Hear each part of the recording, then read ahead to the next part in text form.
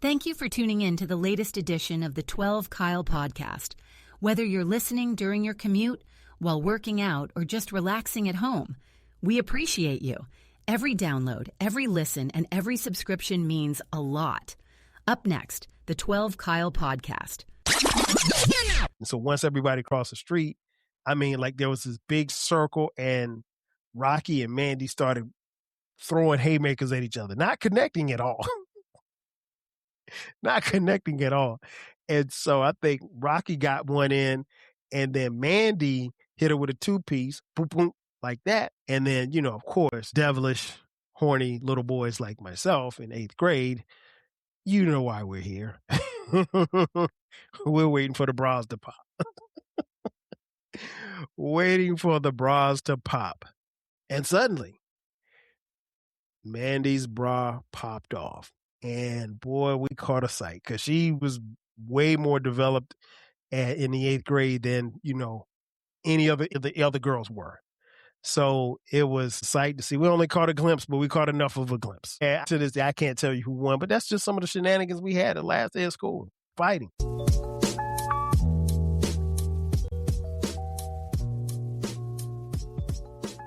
Ladies and gentlemen, thank you for listening.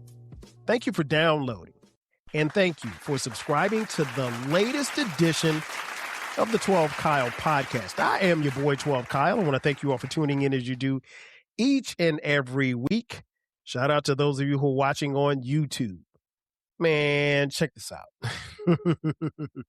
On this episode, what I want to talk about is the last day of school. Now, at the time of this recording, by the time that you hear this, the date that this episode is released, it will be the last day of school in my household.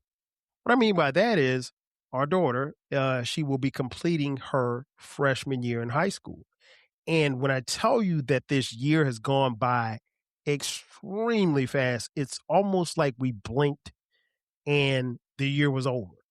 And what it got me to thinking about was with it being her last day of school, just like what the year was, and then also like kind of reflecting on the last day of school for me.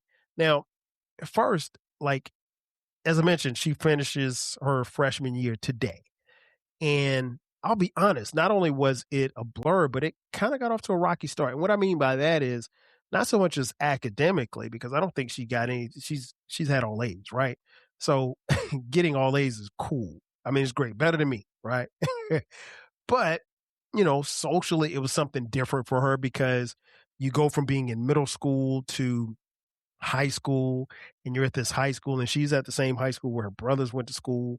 And, what made it even more dynamic in our household is that, our youngest son, her older brother, Brandon, he was off in college. And so now he's in college. Her other brothers are away.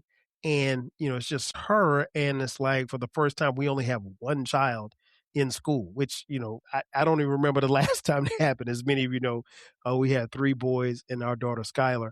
Our boys are ages 26. Dion is 26 at the time of this recording. Cameron is 23 at the time of this recording. And Brandon is 19 at the time of this recording. And Skylar is 14.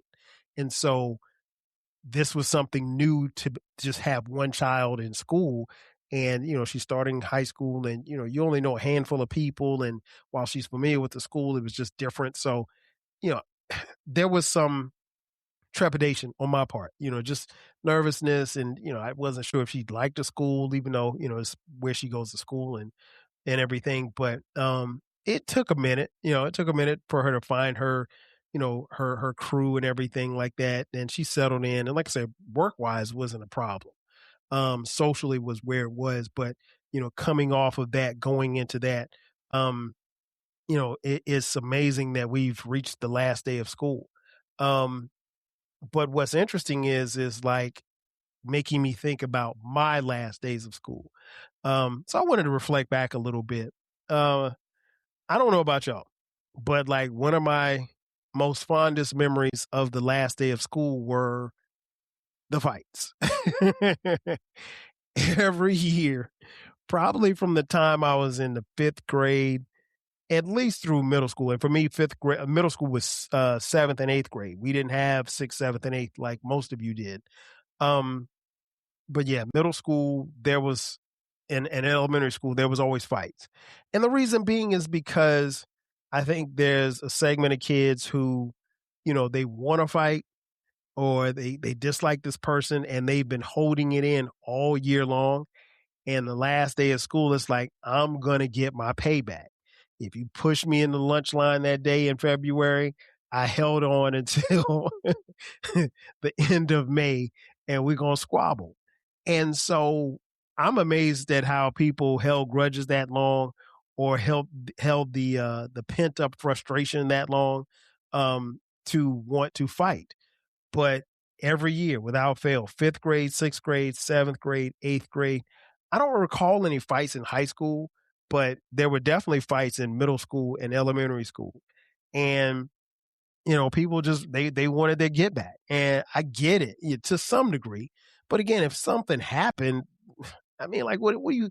If something happened to you in January, I mean, why are you fighting in May? Like, it didn't make a lot of sense to me. But hey, um, I do remember one of the most vivid fights I remember, and I'm not gonna call her name because she may or may not see this episode. Um, but we had just finished eighth grade, and um, let's call her Mandy.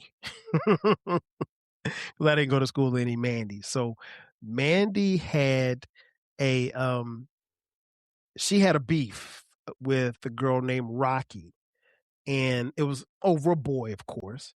And so we're all in the eighth grade. So, I would ride the bus home. But, because I knew there was gonna be fights that particular day, um, I said, you know what, I'm gonna walk home. And it wasn't a long walk, but it was long enough, okay, from my middle school. And so what I decided to do was, me and some of the homies, we were like, okay, well, hey, we know it's going to be at least, we know that Mandy and Rocky are going to be fighting after school. And we knew of a couple of more, maybe two or three more fights. So it was going to be some fights. And so the thing was that on the last day of school, people strategically made sure that they did not fight on school grounds, because that's the only way that you couldn't get suspended. Um, which I thought was dumb, but I mean, technically, I guess they had to follow the rules. But the rules were, if you were caught, because okay, let me back up. The thought process was, if I fight someone on the last day of school, I can't get suspended. And then, like, the next year or something like that, they put something in place saying that you could get suspended on the last day of school. And if you got suspended, if you got in trouble on the last day of school, whatever your punishment would be, forwarded into the upcoming school year, right? So kids got smart. They figured out, okay, well, hey, if we fight and we don't fight on school grounds, technically we're not fighting at school. So let's go across the street and squabble, right? So that's what a couple of people did. So the word was going around. This last day of school week, everybody, again, I grew up in Florence, South Carolina. It's hot. We normally got out of school like the end of May, a couple of times the beginning of June, first week of June, but it's hot. And I mean, like, um, I don't mean 80 degrees. I'm talking about, it's normally in the 90s. So walking home from school didn't make a lot of sense when you could ride on an air conditioned bus, but hey, we were looking for the fights. And so we knew Rocky and Mandy were going to square off. And so it's interesting because, again, it's the last day of school. So now all of a sudden, because we know that these fights are about to happen, you have an influx of people who didn't ride the bus at all. And everybody's, going, walking, and you just see this big crowd of 20, 30 kids, and everybody goes across the street. Well, now across the street was an abandoned high school, um, an old high school that they converted into like a church or something. Um, and so they get across the street, and there was a big, street or whatever like that. So they cross the street. And so once everybody crossed the street, I mean, like, there was this big circle, and Rocky and Mandy started throwing haymakers at each other, not connecting at all, not connecting at all. And so I think Rocky got one in, and then Mandy hit her with a two-piece, boom, boom, like that. And then they started wrestling. And then, of course, devilish, horny little boys like myself in eighth grade, you know why we're here. We're waiting for the bras to pop. Waiting for the bras to pop. And suddenly, Mandy's bra popped off. And boy, we caught a sight because she was way more developed in the 8th grade than, any of the other girls were. So it was a sight to see. We only caught a glimpse, but we caught enough of a glimpse. And even to this day, I can't tell you who won, but that's just some of the shenanigans we had the last day of school. Fighting. I mean, fights. And be clear, young 12 never got into a fight, on the last day of school. I didn't really have no smoke with anybody like that. But yeah, we were there for the fights, the last day of school.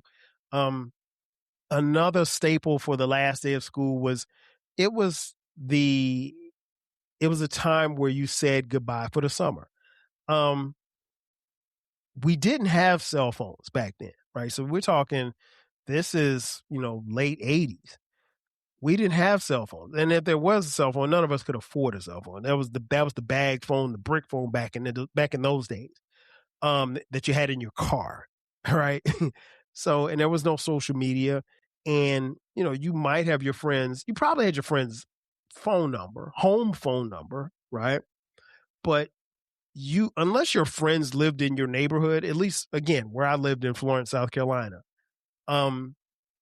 you weren't going to see your friends. If they didn't live in your neighborhood, you weren't going to see your friends again until school started for the summer. I mean, school started, in the fall. So, it was goodbye.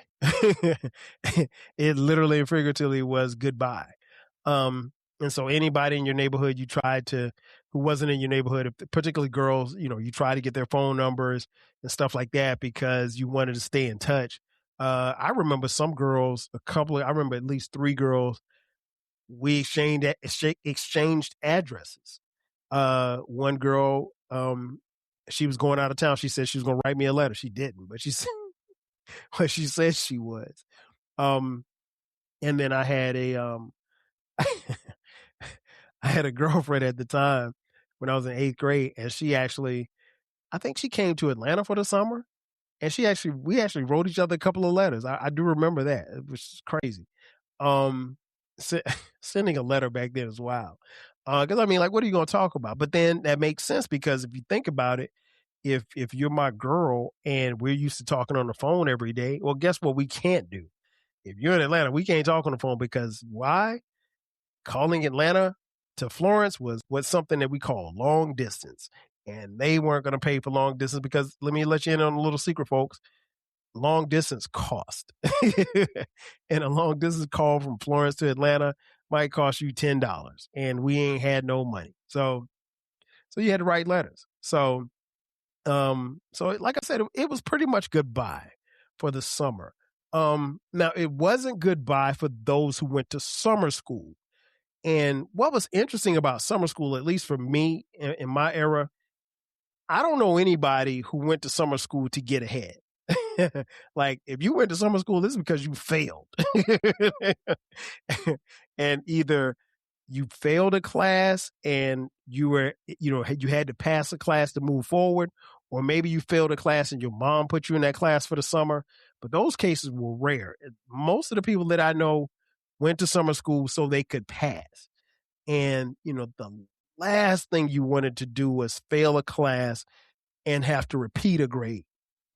Nobody wanted to repeat a grade because, fair or unfair, you were labeled as dumb.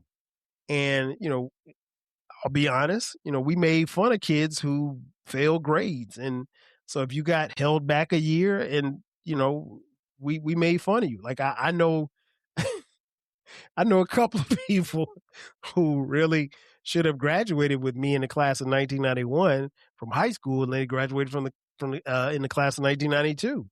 And it's funny now. It was funny back then. I mean, it's not funny now, but it was funny back then. But yeah, the kids who you saw during the summertime headed toward a school. If you saw any kids walking to school, any kids in a car, in the morning time or something like that, or late in the afternoon, they were going to summer school. And they were going to summer school probably because they failed. because no one, in my opinion, went to school just to get ahead. That was something that you did, once you got to college because you're trying to graduate on time or you're trying to graduate early or something like that. That didn't happen in middle school, definitely didn't happen in elementary school, and it didn't happen in high school, at least not where I'm from. If you failed, you flunked. And if you failed, you were trying to redeem the failedness. It was also goodbye for your teachers. For the most part, when you think about it, each grade that you move towards, that year that you left that particular last day of school, you never were taught by those teachers again. You may see some of them again, assuming they were at the same school as you or something like that, but you would only see them in passing. It was rare for the lady who taught you fourth grade wasn't going to teach you sixth grade, right? But or the man who taught you second grade wasn't going to be your fifth grade teacher or your second grade teacher. They normally stayed in the grades. They didn't move around.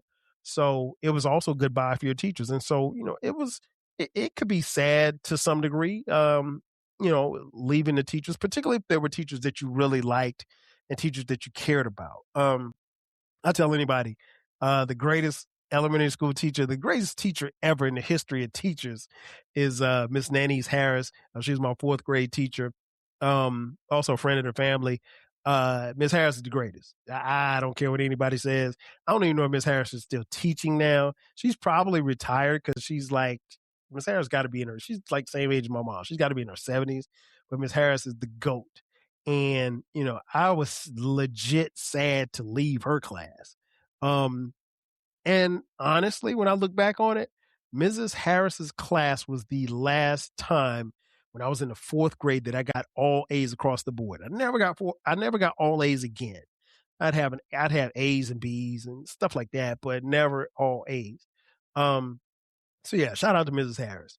So yeah, it was goodbye to your teachers. That is what, the last day of school actually represented as well. Now, once you got to high school, it was a little bit different. I went to Wilson High School in Florence, South Carolina. That's where I graduated from in 1991. The last day of school was a little bit different because you knew that you were going to stay in touch. By this time, you were getting phone numbers and stuff like that. Again, there's still no cell phones. We didn't have beepers or pagers or anything like that. But you stayed in touch. And how did you stay in touch? You knew that you had people's phone numbers. So there were meetups. Sometimes you call your homeboys, call the homegirls. Hey, let's meet up at the skating rink. And my memories of our skating rink in our town was, I remember one night, I think we were eighth grade. I think we were in eighth grade. And the homie Rudy, shout out to Rudy.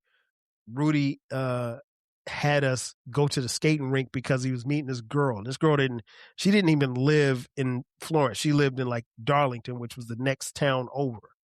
And the only thing that he told us was that she was going to be there and she was going to have on a red shirt. Right. We get to the skating rink and there's like 30 girls with red shirts on. And I mean, the place is packed. There's nowhere for us to find this girl. And I wanted to choke Woody out, man, because I spent most of the night trying to find this girl with this red shirt on. And they didn't say, hey, let's meet over by the snack bar. Let's meet over by the rental area. She just said, I'll meet you there. I'll have on a red shirt. And I'll be honest, I don't even know if we ever found that girl. At least I stopped looking after a certain period of time. But yeah, last day of school, it drew meetups. And of course, like I said, we had home phones. So, you wanted to make sure you get numbers. Getting phone numbers was a must. Like if you didn't get a phone number, you were in trouble. Because I mean, think about it. After you played Atari and you played outside with your friends, when the nighttime comes, you at least want to be able to talk to somebody. You got to be able to mac something. And then, we arranged like mall trips, like, hey, what you doing Saturday? I'm probably going to go to the mall. What time you going to the mall? I'm going to the mall. I'll be out there with my mom around 5. Okay, now you and the homies, you're trying to get your mom. Because again, by the time we got to high school, we weren't driving. But maybe by my sophomore year, I was driving. And so then it was about meeting up with girls at the mall. That was always the meeting spot. Meeting at the mall, either the mall in my hometown, either the mall, Magnolia Mall, um, Southgate bowling alley, or the skating rink. And if I'm not mistaken, all of them are still there. I think the skating rink is still there. I know the mall is. I think the bowling alley is still there too. Um, yeah, so I mean, good times, good times. And so all those things kind of still correlated to the last day of school. So now by the time I got to college at South Carolina State University, the last day of school is different, right? The last day of school when you're in college, it's just chaotic. And what I mean by that is when you're leading up to your last days on campus, it doesn't matter whether that's your freshman, sophomore, junior, or senior. It's chaotic because you have to study and you have to prepare, but you also have to prepare to pack your stuff up and move out of this dorm or move out of this apartment or move off campus or move somewhere.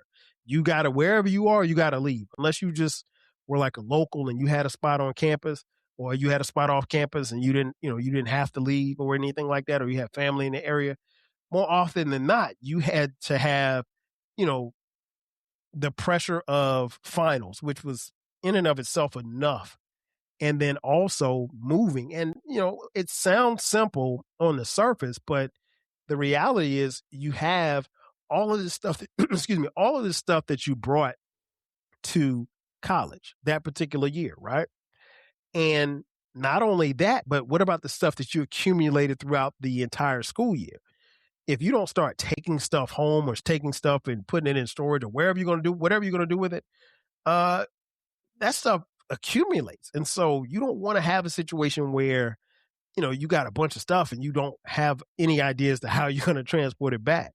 My hometown of Florence uh, it's probably roughly about 90 miles from Orangeburg, where South Carolina State is located. But I do remember my freshman year, the week before we went home, week before school was out, went home, got my aunt's Astro van. She had a Ford Astro van, and I drove the Astro van back to Orangeburg, me and my cousin Eric, and we put all of our stuff. We took some stuff home the week before, and we brought some stuff. Then we took all of our stuff, when we came back for good. But yeah, last day of school, last day of class on a college campus is crazy. And here's the crazy part: the last day comes for different people at different times. So my last day of finals might be on a Tuesday, right? So for all intents and purposes, I could leave Tuesday after I take my last final. But my boy Mo, his last day may be Friday. So he's there until Friday and he's got to stay there. And there was no such thing as taking your final online because there was no such thing as online. Right. So your last day really just depends. And if you, I had this happen to me one semester. If you're on that block of kids who have a final on the last day that the dorms are open, almost literally and figuratively, everybody is gone. And you feel like you're the last person on campus, even though you aren't, because there's still kids on campus, but it's not the same. You go in the caf and it's like 10 people in the caf, and you walk on the Ave and it's nobody on the Ave. And it's like, man, where are you going into the pit? Because we had a pit just like a different world. And you go to the pit and nobody's in the pit. And, it's just like 3 people in the back cooking. It's a different look. So being the last day of school in college is totally different. In conclusion, I wanted to, like I said, talk about this simply because baby girl's last day of school, by the time you hear this episode, is happening. And it was a great year. It was a productive year. It was a year that I think is going to springboard her into even bigger and better things. Because like I say, academically, she had a great year, but she made the tennis team and played varsity tennis and did really well. And she made the JV cheerleading squad, which will be on the cheerleading squad next year in the fall. So that means your boy will be back at those at those football games, with the scrunched up face because I'm watching some terrible football, but I'm out there supporting my baby. And basketball, oh my gosh, because she cheered in middle school, and middle school basketball is probably the funniest and most frustrating thing that you could ever want to watch. Just watching kids come in the gym, just chunking up threes like they're Steph Curry and shooting air balls is crazy. But nonetheless, the last day of school should be approaching probably for all of you, particularly for those of you who still have kids in school. Enjoy it, relish it. And then the thing I will, leave you guys with is, share some of these stories with your children or maybe your cousins or any younger people who are still in school, because everybody's got a last day of school story. I just gave you a few of mine. You should share yours with your people. That's going to do it for me. Ladies and gentlemen, thanks again for checking out this edition of the 12 Kyle Podcast. Be sure to subscribe to the podcast. We drop new episodes every Thursday. Also, don't forget about the Rap Soul Podcast. That's our music podcast where we talk about music and artists from the 80s and the 90s and the 2000s when it comes to rap, soul, hip-hop, and R&B. It is the best music podcast that you've never heard, so make sure that you check it out. Also, check out our website. You can find everything on the website. It's the 12kylepodcast.riverside.com, as well as the Rap Soul Podcast.riverside.com. Also, lastly, we have merch. We have merch. Click the link that says merch in the description box, and there you can buy 12 Kyle Podcast t-shirts, hoodies, as well as coffee mugs. We got it for the low. That's going to do it for me. Ladies and gentlemen, thanks again for checking out this edition of the 12 Kyle Podcast. I am your boy, 12 Kyle. I'll catch you guys next time. 5,000. Cheers. Thanks again for listening to this episode of the 12 Kyle Podcast. If you enjoyed this episode, make sure that you hit the subscribe button and share this podcast with a friend who needs the 12 Kyle Podcast in their life. Every listen, every download, and every share helps us grow. Thanks for being a part of the 12 Kyle Podcast community. We appreciate your support. We will catch you next time. 5,000.